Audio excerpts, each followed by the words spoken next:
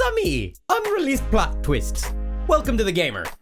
Today we'll be going over 5 plot twists in Mario games that were scrapped from the story during the development stage. Prepare, this is about to get very twisty.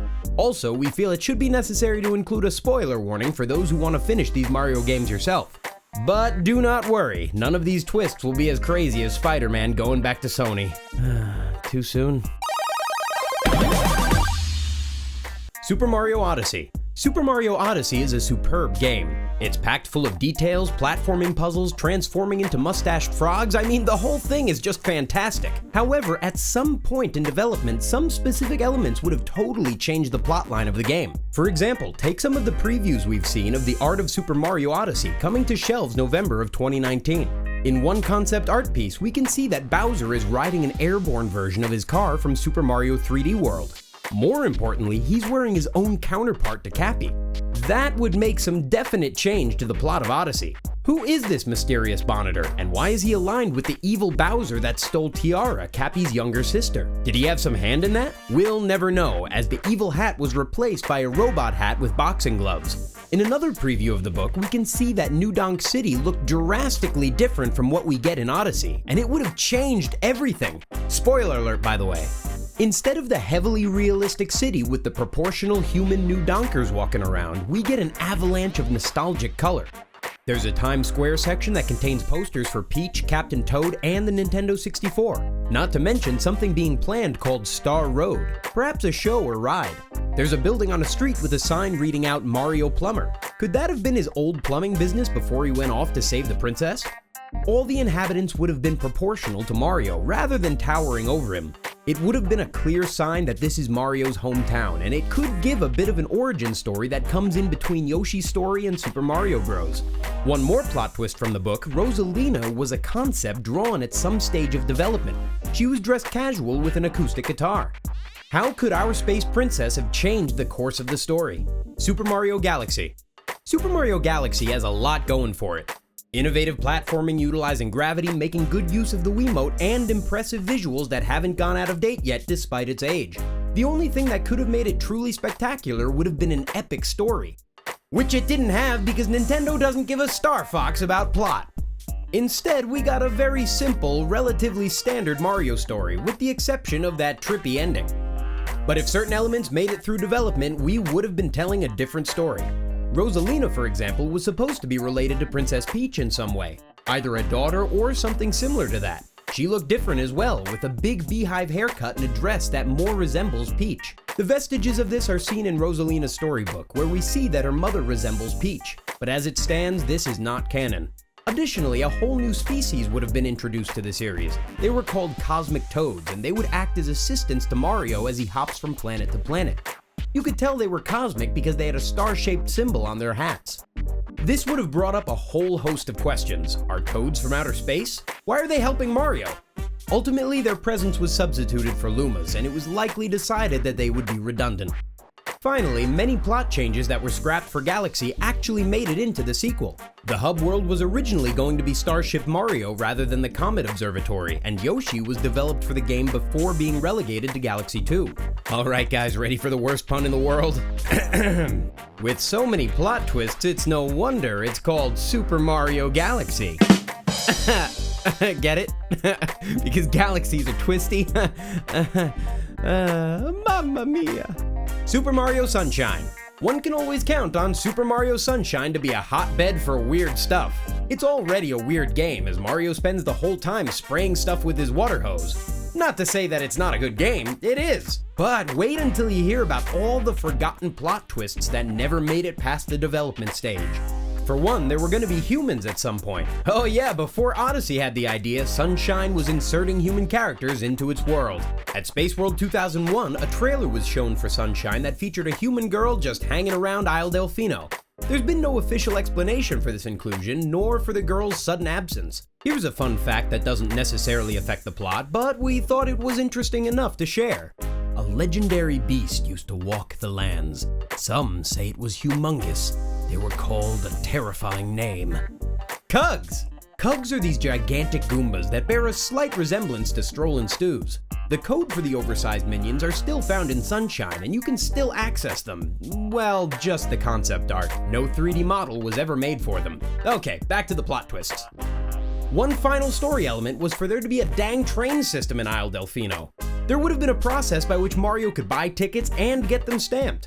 Those stamps would grant the player access to all the different islands.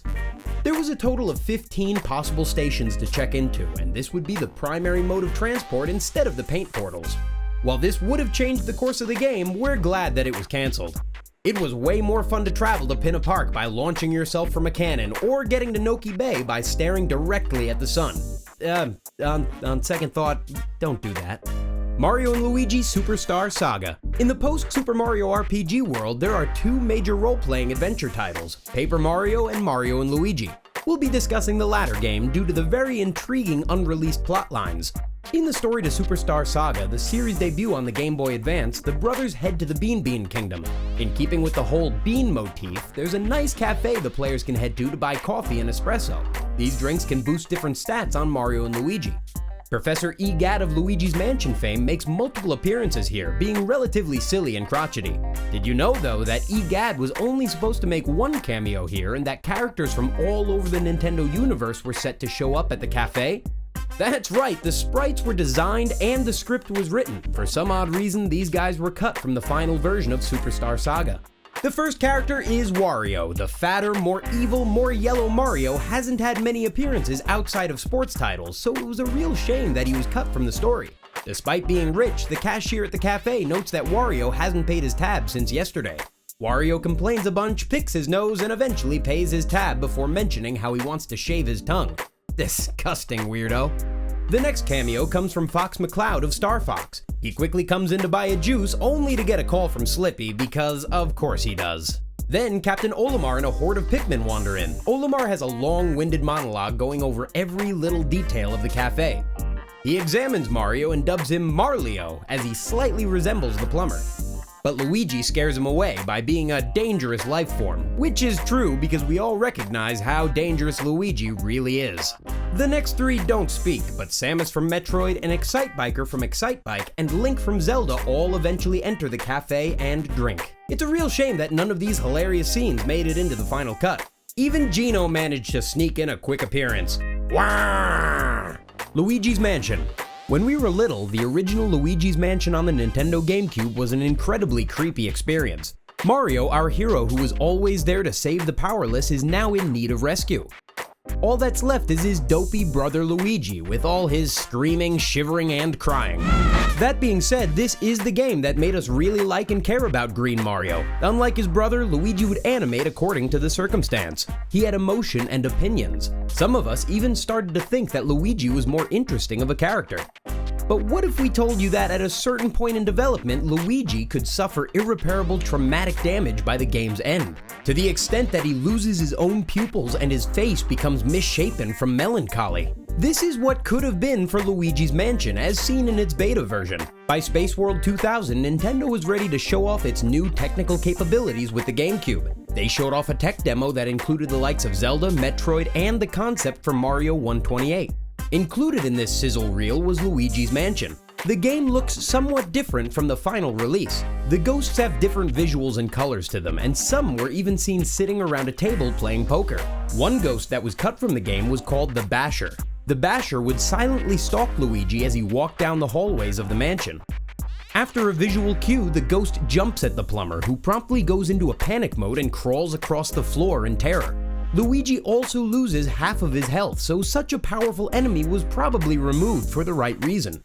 The more interesting content that was removed involved a 24-hour timer. In the beta version, Luigi had just one day to save Mario, and if the player fails to beat the game in this time frame, the player is rewarded with a ghastly sight. The game over sequence shows Luigi outside of his mansion with sunken, whited-out eyes. He's hunched over with a look of permanent dread.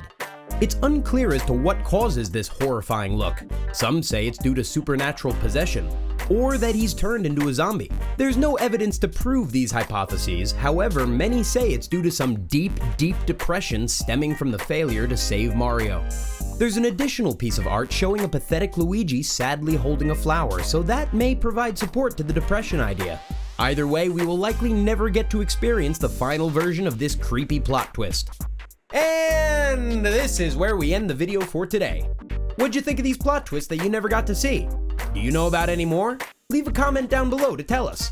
If you enjoyed this video, give a like and hit the subscribe button as we're releasing videos every couple days. Click the notification bell so you won't miss a single upload. If not, we'll start every video with that sad Luigi face. Or we'll make another galaxy pun. See you next time!